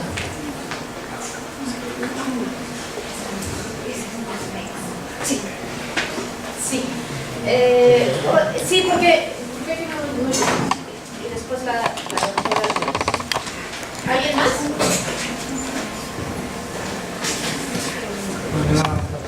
Compañeros, sobre las áreas naturales protegidas, no me quedó claro el concepto del impacto sociocultural de las áreas naturales protegidas. Yo entiendo, y también me he dedicado mucho tiempo a las áreas protegidas, entiendo que es una forma de imbuirle racionalidad a las sociedades, es decir, pues, si hiciéramos un uso sustentable del territorio, las áreas naturales protegidas saldrían sobrando. Entiendo la idea. Por tanto, pero como va exactamente al contrario de la dinámica social, económica, etc., requieren espacios protegidos para mínimo en una porción del territorio se conserva la biodiversidad que permite el desarrollo económico, etc., el agua, los recursos. En este sentido,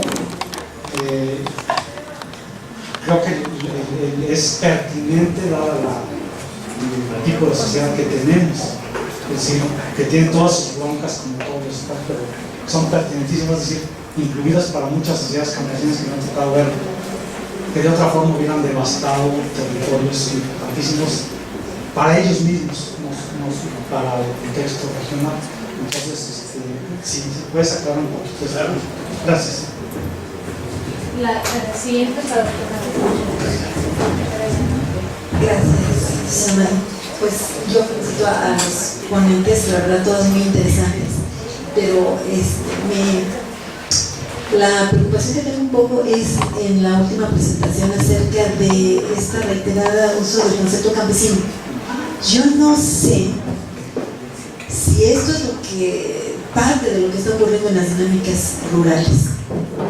Yo recuerdo aquellas lógicas de descampesinización, pero en realidad ya este concepto ha sido radicado, pero por una política dirigida, que es el estar siempre hablando de productores. Entonces no sé si en su trabajo de campo ustedes identificaron si efectivamente ellos se siguen llamando campesinos o ya están en ese lenguaje oficialista que es el de productores. Y en este sentido son lógicas como de adaptación, ¿ya? Entonces, el problema realmente en el campo es todavía mayor, porque, como decía yo en la mañana, no está reflejando lo que está ocurriendo en términos de la tenencia de la tierra. Entonces, si pudieran ustedes ampliarme esta visión que ustedes tuvieron, esta información que recogieron sobre esta identificación sobre campesinos o productores. Gracias. Buenas tardes, mis comentarios son 2. Uno es acerca de la verdificación que nos comentaba el doctor. A mí me parece excelente, nada más que el problema que yo encuentro es que se verdifica con ficus, por ejemplo, aquí en Cuernavaca. En todo el país. Entonces, ese es uno de los grandes problemas y mi pregunta es, ¿no hay ninguna legislación sobre lo que tú puedes plantar? Sino sobre, no sé, alguien que me pudiera decir si se me ocurre la idea de plantar un ficus, alguien que me pudiera regular y me dijera, no es lo adecuado, no está bien, no lo hagas. Y bueno, ya ni hablar de los camellones, ¿no? Que nos pusieron aquí, sabe qué plantas traídas de quién sabe dónde, que ya se están secando porque no son propias de aquí. Sin hablar de problemas como que ya también están levantando el asfalto por lo mismo que las raíces no son propias. Y el siguiente comentario es, también no entiendo por qué se está preocupando el gobierno tanto por lugares como Barranca Chapultepec, donde también el 90% de la flora que hay ahí ni siquiera es morelense. ¿Y por qué están descuidando áreas pues, tan bonitas como Huitzilao o algunos otros lugares que sí deberían ser conservados?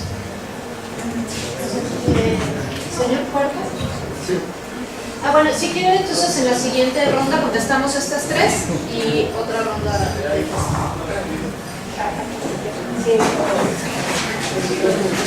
Sí, muchísimas gracias, porque eso me permite volver a hacer uso de la voz.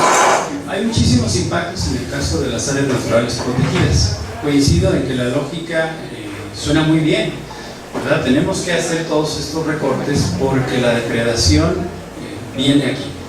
pero el primer caso que quiero comentar es el de las políticas preservacionistas, que al menos desde Miguel Ángel de Quevedo para acá han funcionado, que implica que nadie toque esos lugares. Por lo tanto, a la gente que se encuentra dentro de las áreas naturales protegidas debemos expulsarlas, porque son el factor antrópico que está condicionando la permanencia de las áreas naturales. Entonces hay una expulsión de población considerando que ellos son los destructores. Segundo es el de la conservación, que significa: yo te voy a decir qué puedes talar, cuándo puedes usar esta parte, cuándo esta otra, porque yo soy el ingeniero que tiene los conocimientos y tú que estás aquí no sabes cómo utilizar. Entonces no hay un diálogo de saberes, como ahora se dije, ni un reconocimiento del patrimonio intangible, de los saberes acumulados de esta gente.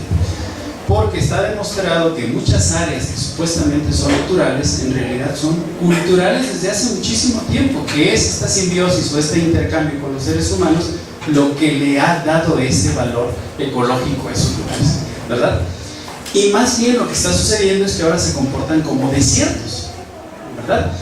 Tercero, está comprobado que, dado que ahora uno de los negocios más importantes no es el cultivo de marihuana, sino el de metanfetaminas o el de drogas sintéticas, que en los lugares donde la gente sale, porque son áreas naturales protegidas, es muy fácil que lleguen a establecer narcolaboratorios. En San Luis Potosí, en la Huasteca y en el caso de Tequila están documentadísimos, que ahí es donde encuentran con pequeños destiladores sobre texto de que es mezcal o tequila lo que están destilando, que en realidad son drogas sintéticas. Ese es un tercero. El cuarto, ya lo mencionaba, que es el de a dónde se va la gente que se encontraba en esos lugares. ¿Hay de verdad procesos dignos de repoblamiento, etcétera? No, igual que en el caso de las mineras o en el caso de las presas. Uno más, que es el que presenté aquí, que tiene que ver con que al momento de haber menos tierra y más presión demográfica, lo que hace la gente es utilizar insumos químicos para elevar los niveles de producción. Y ese es el impacto sociocultural que está relacionado con Nora, decía, porque ella dice: aquí la gente buscaba la cooperación, pero hay un momento en el que tratan de hacer aguajes o pequeñas cosas para mercantilizar.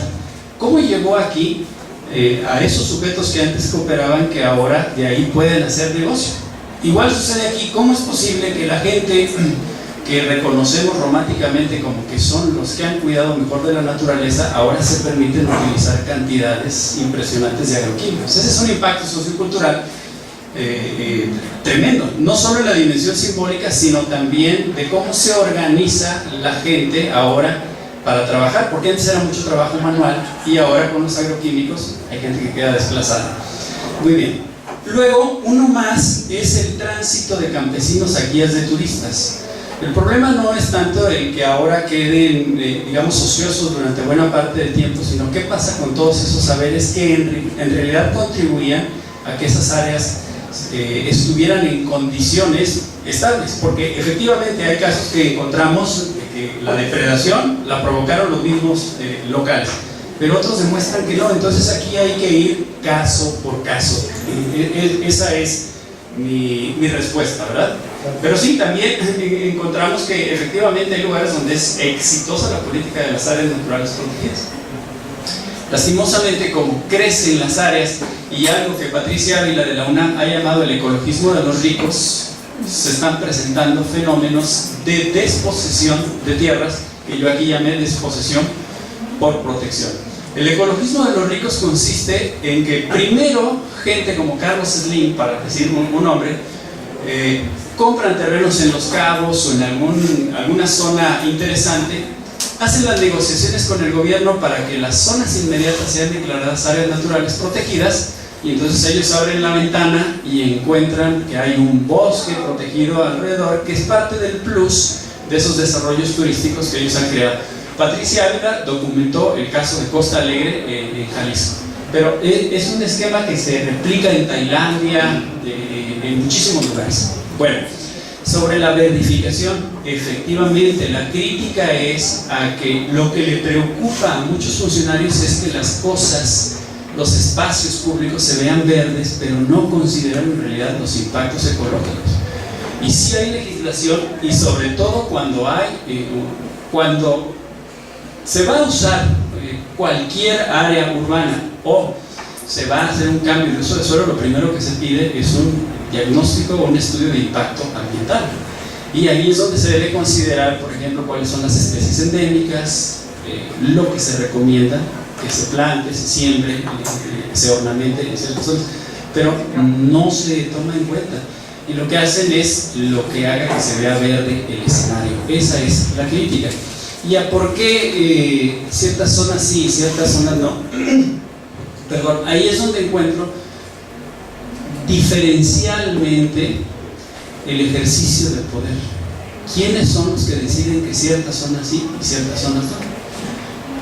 En el caso concreto que yo estudié, ¿por qué se protege el paisaje agavero y no se protege el paisaje milpero? Que en realidad es el que está en riesgo y debería de protegerse, ¿verdad? Igual acá en el caso de los jornaleros, estamos trabajando con, no sé, el quimbombó o la ocra, y no con especies tal vez que sería muy importante que la gente consumiera, porque uno de los problemas que tenemos es que hemos perdido la soberanía alimentaria. Son mis comentarios.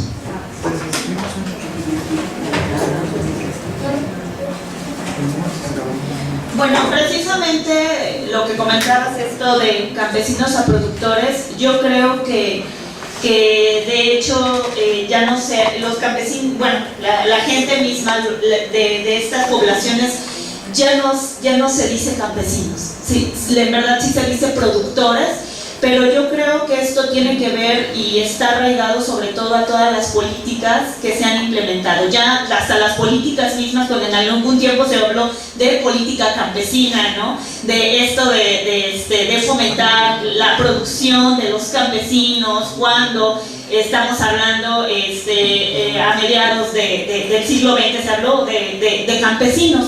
Sin embargo, en la actualidad y frente a todos estos procesos que se están viviendo, donde al Estado lo que le importa es pues que estos productores produzcan o cultiven productos comerciales, pues en realidad se está hablando ahora de productores, un vocabulario que también ellos mismos se han apropiado, y sobre todo porque, bueno, se habla de que los apoyos llegan mediante asociación de productores, ¿no? También, o sea, ya los apoyos llegan, ya no es para campesinos organizados, ¿no? Se habla de asociaciones de productores, y esa es la forma en cómo se están bajando los recursos. Sí, exactamente, ¿no? Se está volviendo ya también del vocabulario propio de estas personas que viven en estos territorios y que viven y que se dedican a la producción agrícola, el uso del término productores, ¿no? De hecho, ya hasta los productores, bueno, los cañeros, ellos mismos se dicen productores de caña de azúcar, ¿no? Pasan los carros voceando para junta de productores de caña, ¿no? O sea, es un vocabulario que ellos mismos se han apropiado, y esto tiene que ver también con las políticas que están implementándose, y sobre todo para llamarles ahora productores, ¿no? Bueno, pero yo creo que también eso cambia, ¿no? O sea, estamos hablando de los cañeros, de los que han, digamos, como establecido ya su forma de producción como cañeros, y han aceptado, digamos, esta relación con el ejido, con el Estado, como parte de su forma de vida y de reproducción, ¿no? Pero yo creo que es de manera diferente con los productores en otras regiones, ¿no? Entonces, en los Altos, no, se consideran campesinos, por supuesto que ellos mismos se dicen campesinos, ¿no?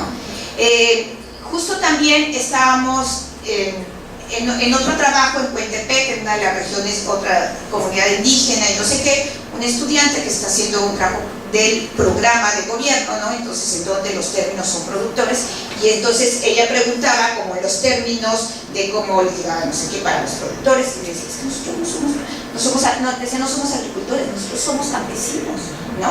Entonces hay como una, yo sí creo que hay como un reconocimiento, ¿no? Y entonces también depende de con quién se estén relacionando, ¿no? Exactamente, los maceros, los pequeños productores que no tienen, que son unos cuantos, ¿no? O sea, 5 de una localidad de 500 bajan recursos, ¿no? O sea, nosotros no. Entonces, digamos que sus relaciones son con los comerciantes, con los vendedores de insumos, ante ellos, ante sí mismos, ante su comunidad, siguen siendo campesinos, ¿no? Y bueno, yo creo que ese es el autorreconocimiento.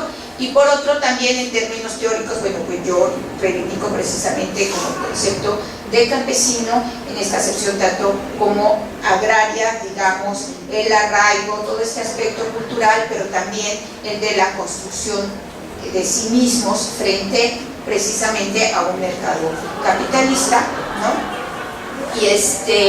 Y también precisamente frente al análisis en donde pues, los campesinos tienen que acabarse porque pues ya están, ¿no? O a los análisis de hace 50 años en las previsiones de que los campesinos no se acaban. Entonces un poco en el aferra y en la terquedad de decir, pues fíjense que siguen existiendo, ¿no? Pues, y están, y quién los ve, ¿no? Pues, no, entonces... Seguimos la segunda ronda. Puede preguntar y al final la doctora Nora. Con eso se puede hacer, es que no llega. No, pero es para la grabación, por favor. A ver, bueno, gracias. Buenas tardes para todos, para todas. La verdad es que me da mucho gusto el haber asistido a este seminario. Tenía yo muchas expectativas. Creo que se rebasaron, pero por supuesto que no escuché todo lo que pensaba escuchar, ¿no? Y obviamente todo esto es muy complejo y no es tan sencillo y tan fácil que en una sesión de un día se pueda hablar y decir de tantas cosas. Por supuesto que trato de entender que uno de los problemas por los cuales hay luchas todo el tiempo y habrá toda la vida, pues es por alimentos y ahora es por el agua. Y a lo mejor más adelante será por otras cosas más, ¿no? Y que todo eso está en nuestro medio ambiente y que precisamente sobre eso pues este coloquio, este seminario, etcétera, ¿no?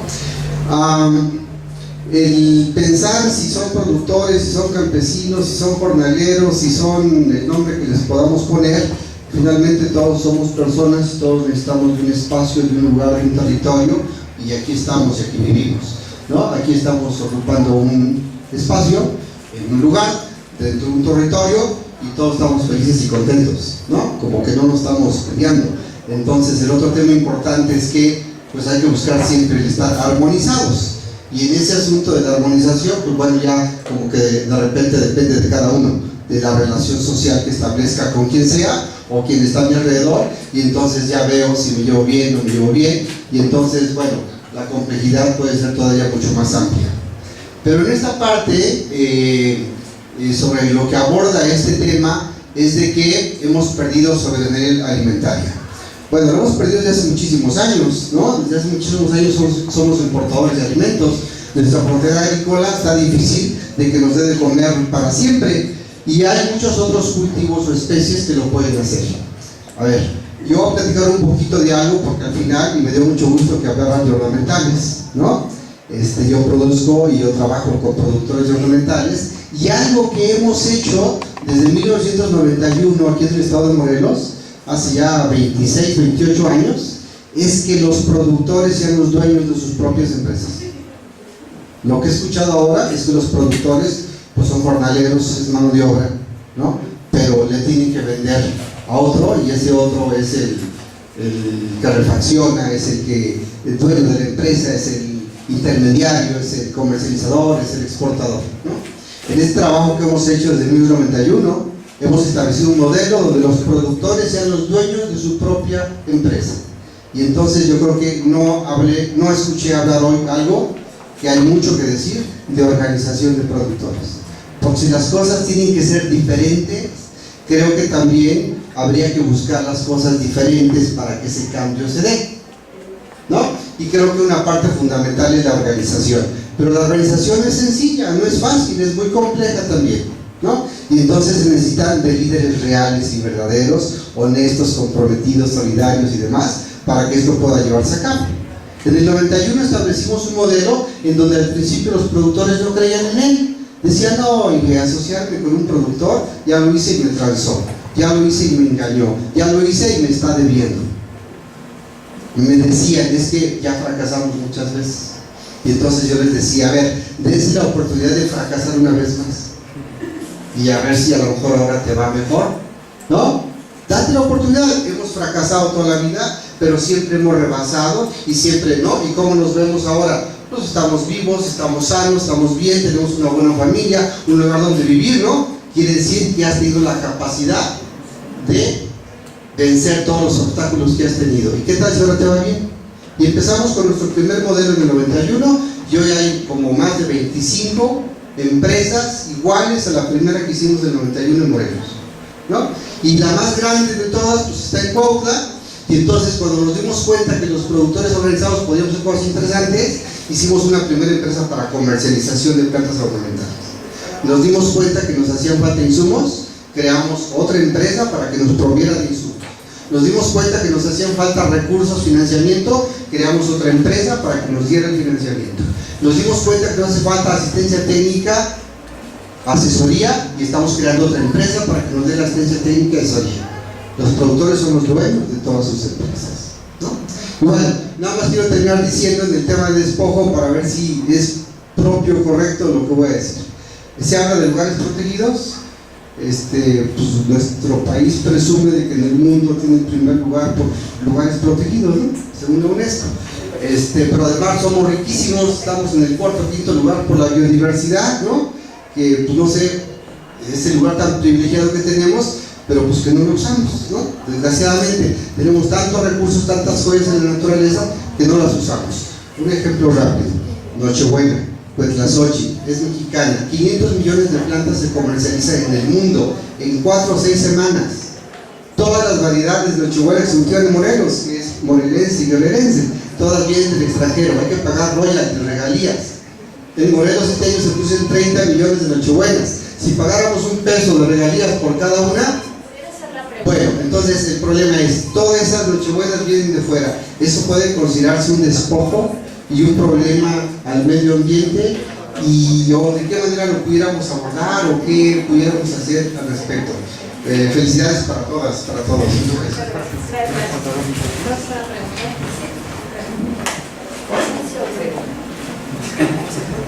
Buenas tardes, yo le quería preguntar a Erandi. Bueno, yo trabajo para el sector agropecuario actualmente, y tú hablabas acerca de una estabilidad en la producción de caña.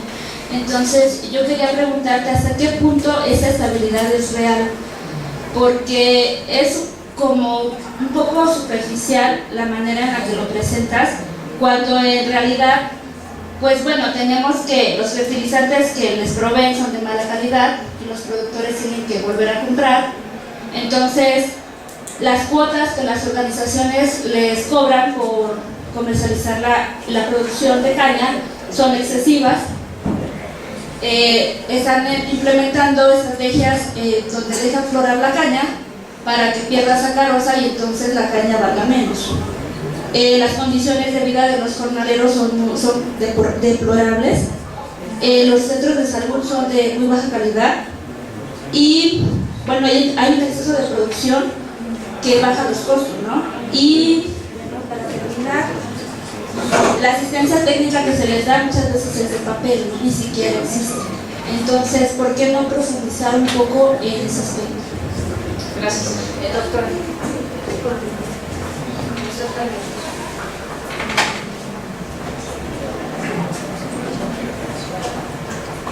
Bueno, mi pregunta es sobre todo aquí, yo he oído bastante hablar de esto de las cadenas globales, sobre todo de tu parte. Sin embargo, me parece como una visión muy democrática de las cadenas globales, donde hay un proceso, como si fueran globales en realidad yo las veo como que son cadenas para el norte. O sea, no son cadenas en realidad con una posibilidad de diversificación ni nada de esto, sino que son más hacia el norte. O sea, como que en la explicación que las queda, pero ¿por qué usar un término como tan despojado de cualquier adjetivo calificativo que permitiera ver que estas cadenas globales en realidad son formas como de inserción, de extracción de recursos en las regiones, ¿no?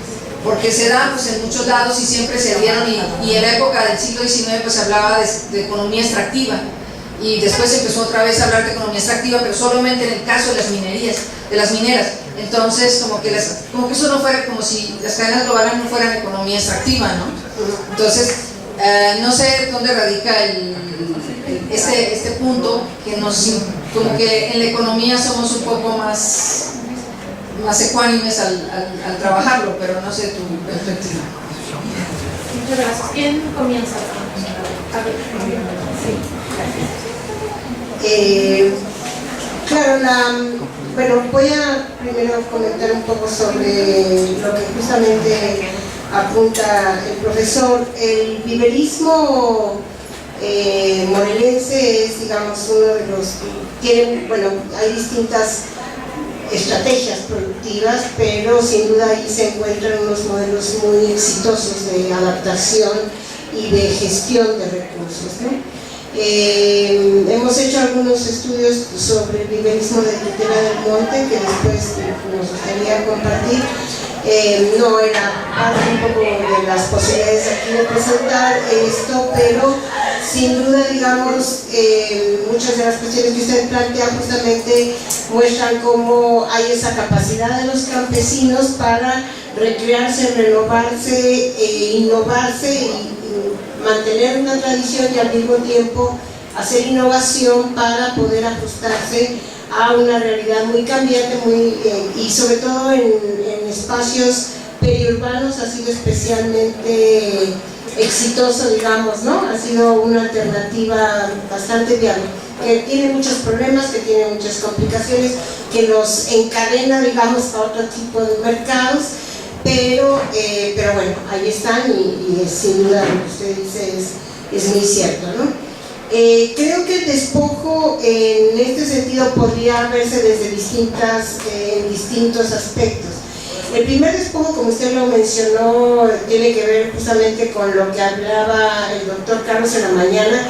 Es un despojo, digamos, de piratería, ¿no? de saberes, cuando el señor embajador Poinsett se llevó la Nochebuena y la patentó en Estados Unidos. Digamos, esto hace que hoy día se siga teniendo que pagar regalías por una flor que endémica, digamos, ¿no? Acá. Y en otro sentido, digamos, también hay despojo, pero es un despojo más sutil, más soterrado, cuando muchos de los viveristas ya no producen sus propias plántulas, sino que las compran a plántulas, por ejemplo, ¿no? A Floraplan, por decir, ¿no? Que es una gran empresa global transnacional, ¿no? O que los productores viveristas se han visto en la necesidad, por muchas necesidades obviamente económicas, porque no pueden estar ajenos a toda la economía en la que vivimos, hacer, digamos, como que hacen trabajos de maquila para Home Depot, por ejemplo, ¿no? Que también estamos hablando de una gran transnacional, ¿no? Entonces, son formas que decimos, bueno, pero ellos están gestionando, ellos son dueños de sus túneles, etcétera. Sin embargo, se encuentran en una situación bastante difícil, digamos, en que tienen que negociar, y bueno, esa es la manera de darles salida y esa es la manera en que ellos han tenido que insertarse un poco también en esta economía de mercado. Creo, por otro lado, que la cuestión, digamos, quizás, digamos, en mis explicaciones, Nora, no he sido suficientemente ácida, le voy a regular el pH en mis exposiciones, porque el enfoque de cadenas globales de mercancías es un enfoque que tiene totalmente una preocupación por el problema de las relaciones de poder y por el control de las cadenas globales por parte de los actores más poderosos de esas cadenas, ¿no? Incluso, digamos, no ha habido oportunidad aquí de ampliar más, pero esta categoría que fue, digamos, propuesta un poco desde la perspectiva de Wallenstein, o sea, viene de toda una banda, digamos, de autores que son de formación en economía política y que justamente han propuesto que antes que pensar en un esquema sumamente descriptivo y como muy neutral de redes, de abasto, etcétera, etcétera, había que meterle, digamos, el asunto al problema de la gobernabilidad, digamos, o cuál era, digamos, el control y la jerarquía. y cuáles son los eslabones que se pueden apropiar de alguna manera, digamos, del valor producido por otros eslabones, ¿no? Esto hace que, digamos, en estos análisis de Gerefi y otros autores hayan planteado que hay como dos grandes, por así decir,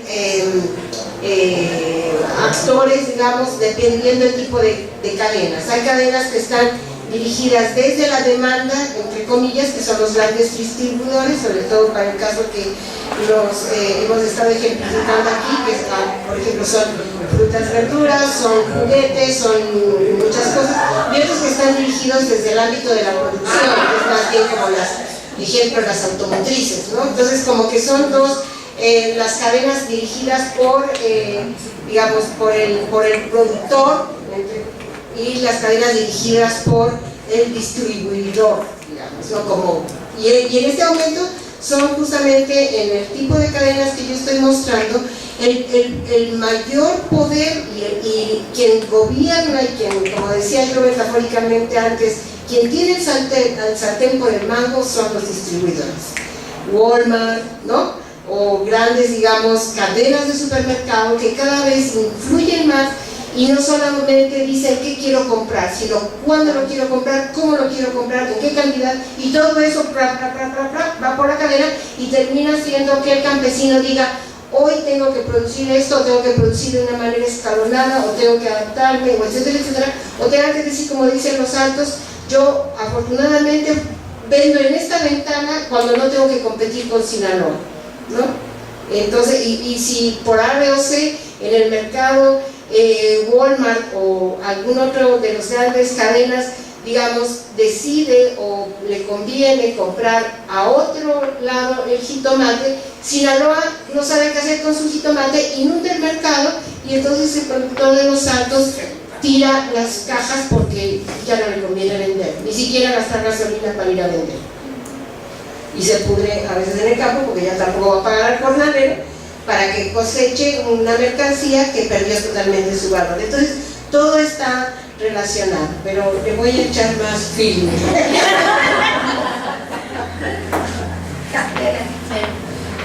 Bueno, con respecto a lo que tú mencionas, sí, ¿no? Podría parecer que todas estas inconvenientes que tiene el canal de comercialización, podría parecer que no es estabilidad para el productor. Sin embargo, yo me estoy refiriendo a esta estabilidad a lo que ellos ven en el canal.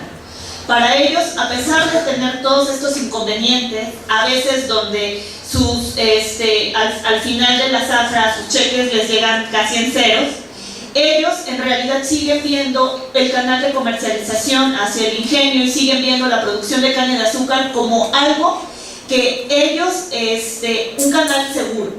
Algunos de estos productores han decidido y han incursionado en la siembra de otros productos con los cuales se enfrentan al libre mercado.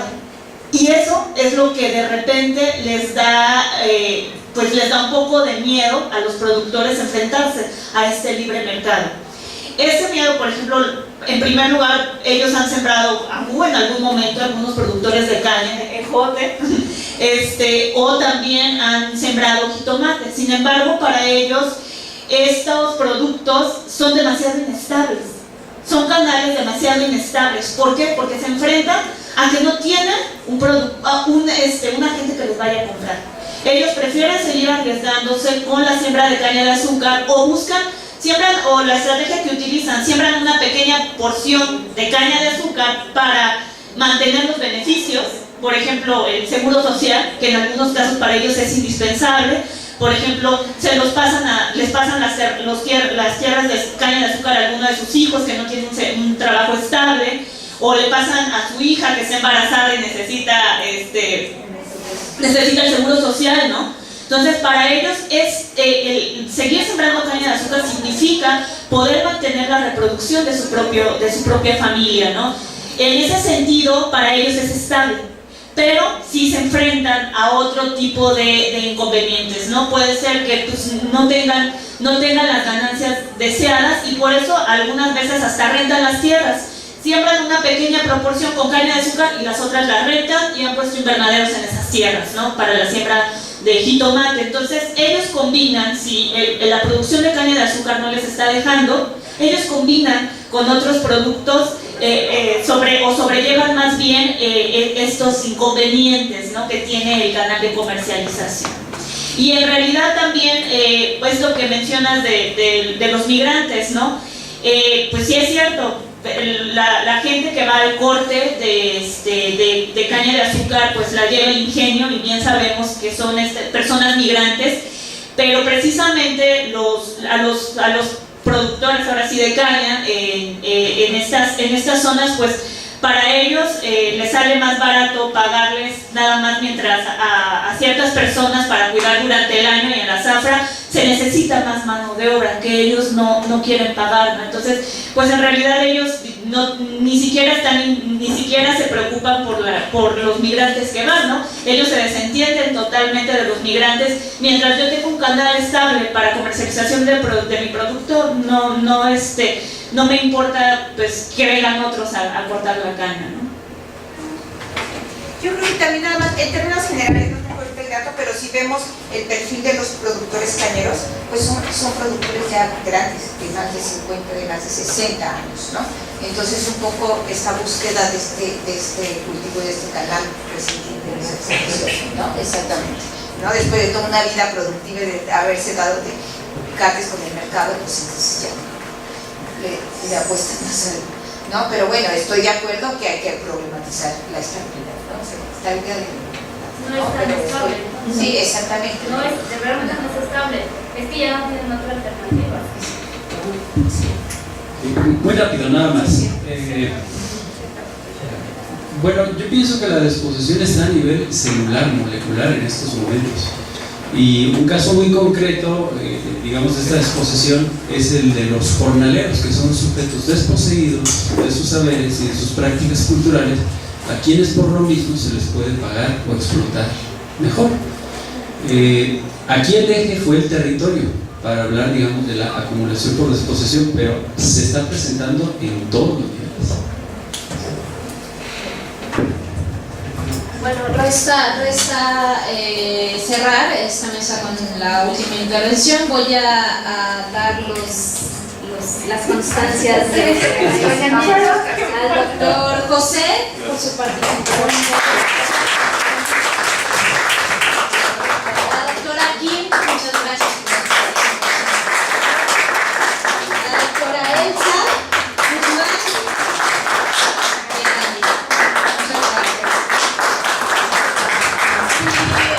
Si la doctora Nora y la doctora Elsa quieren cerrar, por favor, nuestro seminario. Veamos acá.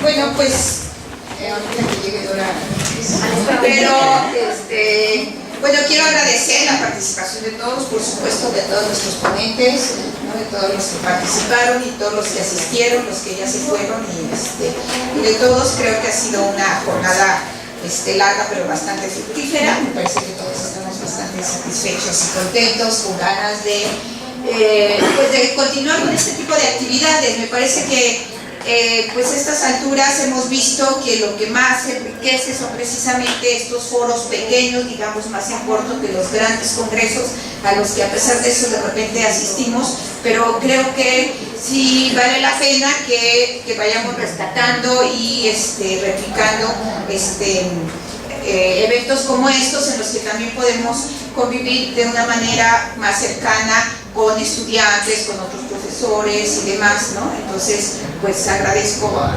todos su participación, a la representante institucional. Bueno, muchas gracias a todos por haber participado.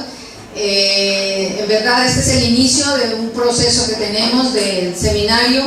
Queremos continuarlo. Estamos, lo hicimos de un día, pero estamos planeando la posibilidad de que hagamos un seminario sobre sociedad, cultura y recursos naturales. Nuestra primera reunión va a ser el 23 de octubre, así que los que estén interesados los invitamos, se pasen en la sala de seminarios aquí.